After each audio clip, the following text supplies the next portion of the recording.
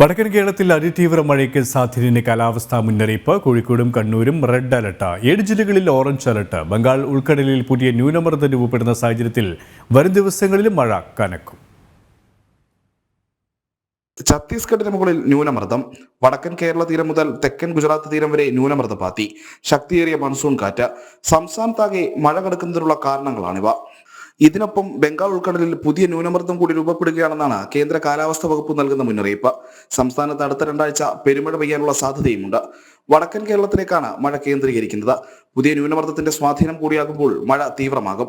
മഴയ്ക്കൊപ്പം കനത്ത കാറ്റ് കൂടിയാകുമ്പോൾ നാശനഷ്ടങ്ങളുടെ തോത് വർദ്ധിക്കുമെന്നാണ് വിലയിരുത്തുന്നത്. തീരപ്രദേശങ്ങളിൽ കടലാക്രമണ മുന്നറിയിപ്പും നൽകിയിട്ടുണ്ട്. കള്ളക്കടൽ പ്രതിഭാസത്തിനുള്ള സാധ്യതയും നിലനിൽക്കുന്നു. ഇടുക്കിയിലെ കല്ലാർകുട്ടി, ഇരട്ടയാർ, ലോവർ പെരിയാർ, കല്ലാർ ഡാമുകളിലും തൃശൂരിലെ പെരിങ്ങൽകുത്ത് ഡാമിലും ജലനിരപ്പ് ഉയർന്ന സാഹചര്യത്തിൽ റെഡ് അലർട്ട് പ്രഖ്യാപിച്ചു. പമ്പ, മണിമല, അച്ചൻകോവിൽ തുടങ്ങിയ നദികളിലും ജലനിരപ്പ് ഉയർന്നു നിൽക്കുകയാണ്. മലയോര വിനോദസഞ്ചാര കേന്ദ്രങ്ങളിലേക്കും ബീച്ചുകളിലേക്കുമുള്ള പ്രവേശനത്തിന് നിയന്ത്രണം ഏർപ്പെടുത്തി തുടങ്ങിയിട്ടുമുണ്ട്. ജനം, തിരുവനന്തപുരം.